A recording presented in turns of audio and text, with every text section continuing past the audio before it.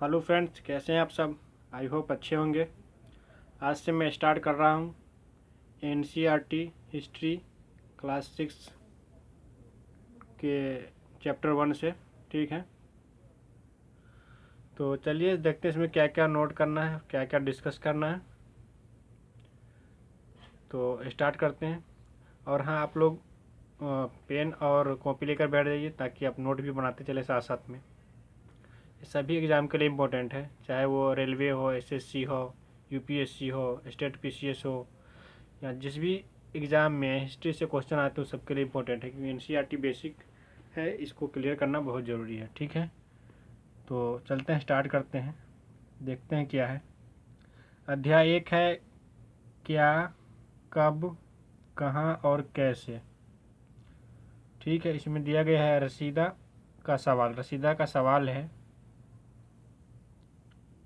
रसीदा बैठी अखबार पढ़ रही थी। अचानक उसकी निगाह एक सुर्खी पर पड़ी।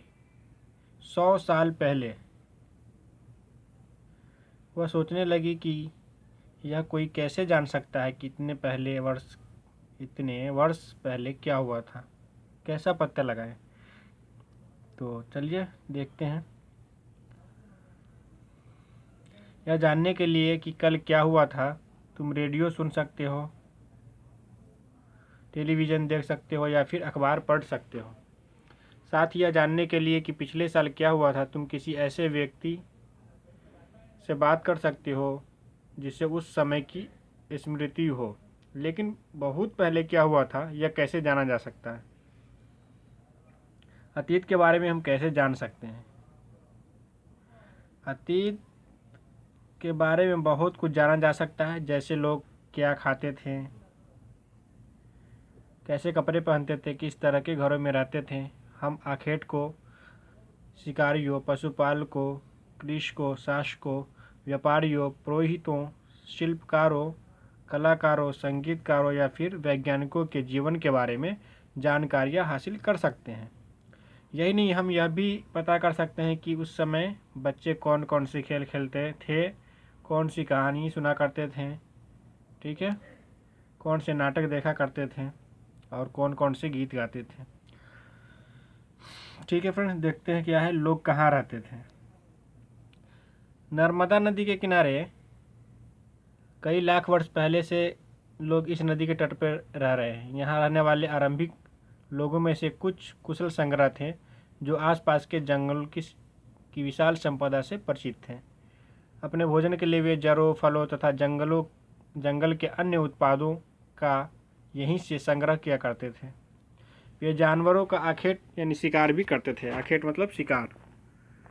चलिए इसमें देखते हैं क्या नोट करना है, तो नोट कर लीजिए।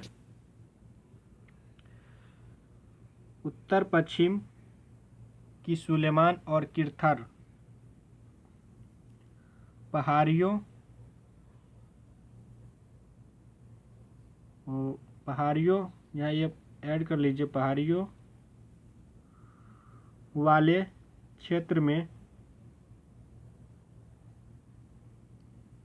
लगभग 8,000 वर्ष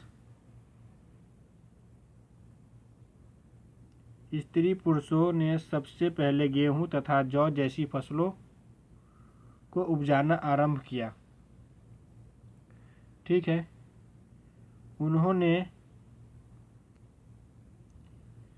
उन्होंने भेड़, बकरी और गाय बैल जैसे पशुओं को पालना शुरू किया। ये सेकेंड लाइन भी आप इसमें नोट कर लीजिए, ये लोग गांव में रहते थे। ठीक है, तो ये आपका एक पॉइंट हो गया, ये आप नोट कर लिए। देखते हैं सेकेंड में क्या नोट करना है। उत्तर पूर्व के गारो तथा मध्य भारत में विंध्य पहाड़ियों का पता लगाओ। ठीक है, तो आप इसको नोट कीजिए।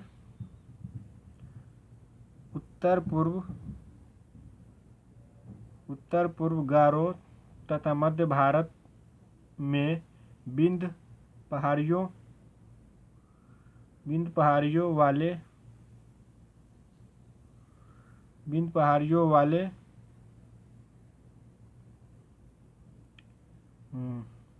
क्षेत्र विंध्य पहाड़ियों वाले क्षेत्र में कृषि का विकास हुआ। ठीक है, जहाँ सबसे पहले चावल उपजाया गया। वे स्थान विंध्य के उत्तर में स्थित हैं। ये सब पॉइंट है, इसको आप अच्छे से नोट कर लीजिए। जैसे वो स्थान किधर है जहाँ चावल उपजाया गया है, तो विंध्य के उत्तर में स्थित है। इस तरह से क्वेश्चन पूछा जा सकता है। ठीक है, तो चलिए मैप में देख लेते हैं कि सुलेमान और किरथर किधर है। ये आप दिख रहे हैं, ये किरथर है, ये सुलेमान की पहाड़ी है, ये सुलेमान है, और ये पाकिस्तान में पड़ रहा है। ये साइड में आपको काबुल दिख रहा है। ठीक है, चलिए अब नेक्स्ट देखते हैं। सिंधु तथा इसकी सहायक नदियों का पता लगाओ। तो इसमें आप नोट कीजिए, सिंधु तथा इसकी सहायक नदियों के किनारे लगभग सिंधु तथा इसकी सहायक नदियों के किनारे लगभग 4700 वर्ष पूर्व आरंभिक नगर फले फूले।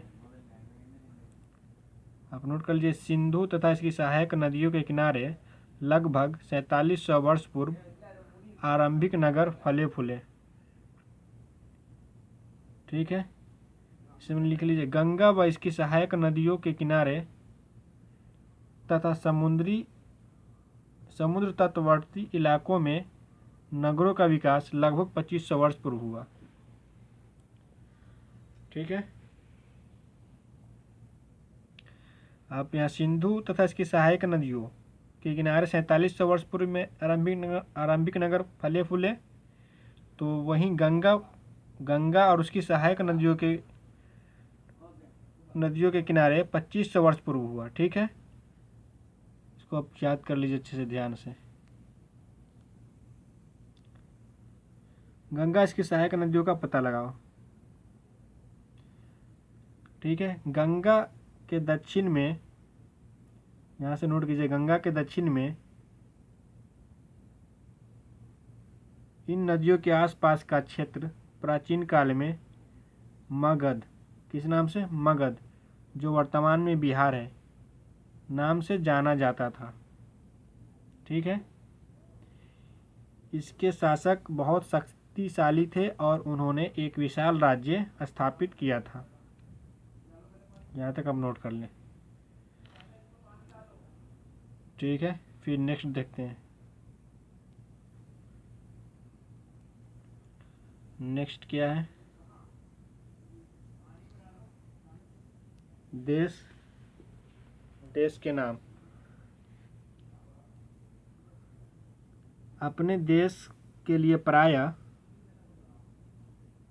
इंडिया तथा भारत जैसे नामों का प्रयोग करते हैं। ठीक है,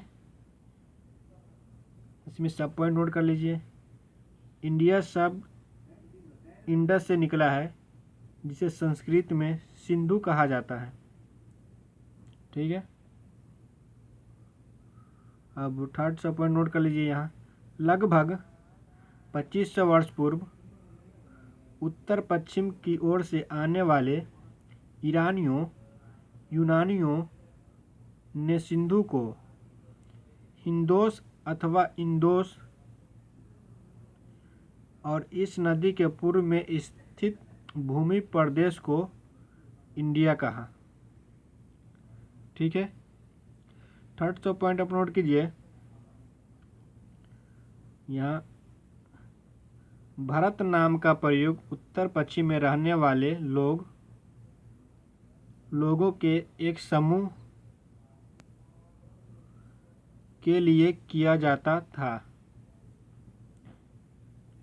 इस समूह का उल्लेख संस्कृत के आरंभिक, ठीक है, आरंभिक लगभग 3500 वर्ष पुरानी कृति ऋग्वेद में भी मिलता है। तो आपका थर्ड सब पॉइंट भी हो गया क्लियर। अब देखते हैं आगे क्या है। यहाँ आपको तार पत्रों से बनी एक पांडुलिपि का पृष्ठ, ये जो आपको दिख रहा है ये ताड़पत्रों से लिखा गया है पांडुलिपि। ठीक है, इसी के बारे में है। यह पांडुलिपि लगभग 1000 वर्ष पहले लिखी गई थी। किताब बनाने के लिए ताड़ के पत्तों को काटकर उनके अलग अलग हिस्सों को एक साथ बांध दिया जाता था। भुर्ज पेड़ की छाल से बनी ऐसी ही एक पांडुलिपिया को तुम यहाँ देख सकते हो, ये है। ठीक है ना। चलिए नेक्स्ट देखते हैं। अतीत की जानकारी। अतीत की जानकारी के बारे में कैसे जाने, तो यहाँ पर आप नोट कर लीजिए अतीत के जानकारी के स्रोत, हेडिंग डाल लीजिए और देखते हैं इसमें क्या नोट करना है। यह पुस्तकें हाथ से लिखी होने के कारण पांडुलिपि कही जाती है। ठीक है,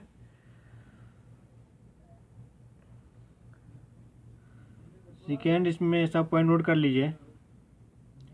अंग्रेजी में पांडुलिपि के लिए प्रयुक्त होने वाला मैन्युस्क्रिप्ट शब्द लैटिन शब्द मेनु, जिसका अर्थ हाथ है, से निकला है। थर्ड सब पॉइंट पे नोट कर लीजिए। यह पांडुलिपियाँ प्रायः ताड़पत्रों अथवा हिमालय क्षेत्र में उगने वाले भुर्ज नामक पेड़ की छाल से विशेष तरीके से तैयार भोजपत्र पर लिखी मिलती है। ठीक है, नेक्स्ट देखते हैं क्या है। नेक्स्ट है अभिलेख। लगभग 2500 वर्ष पुराना ये जो दिख रहा है अभिलेख अफगानिस्तान के कंधार से प्राप्त हुआ है। यह अभिलेख अशोक नामक शासक के आदेश पर उत्कीर्ण करवाया गया था। इस शासक के विषय में तुम अध्याय 8 में पढ़ोगे। ठीक है, इसको आगे देखेंगे। अभी अभिलेख के बारे में जान लेते हैं। अभिलेख अब हेडिंग डाल लीजिए। अभिलेख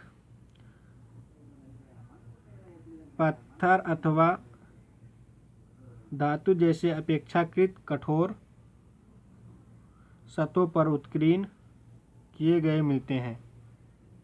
ठीक है,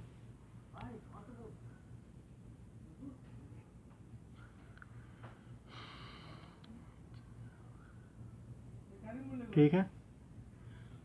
अब नेक्स्ट देखते हैं।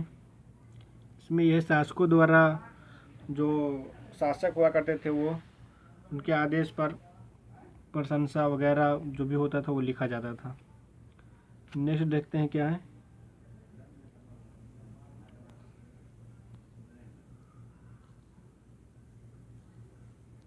तथा सिक्के प्राप्ति के लिए छानबीन, ये सब जो दिख रहा है आपको, ये सब उसी समय का बना हुआ। बाएं, एक प्राचीन नगर से प्राप्त पात्र। इस तरह के पात्रों का प्रयोग 4700 वर्ष पूर्व होता था। दाएं, जो ये आपको दिख रहा है, एक पुरानी चांदी का सिक्का है, 2500 वर्ष पुराना।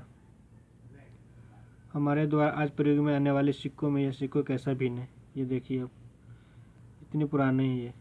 चलिए नेक्स्ट देखते हैं।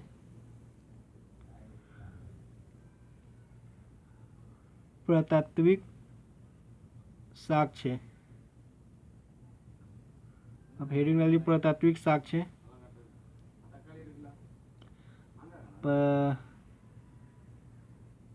अभिलेखों से आपको ज्ञात जानकारियों के लिए यहाँ एक डाल लीजिए इतिहासकार। ठीक है, ये तो आपको पता ही होगा। इतिहासकार प्रायः अभिलेख तथा पुरातात्विक से ज्ञात जानकारियों के लिए इतिहासकार प्रायः स्रोत शब्द का प्रयोग करते थे।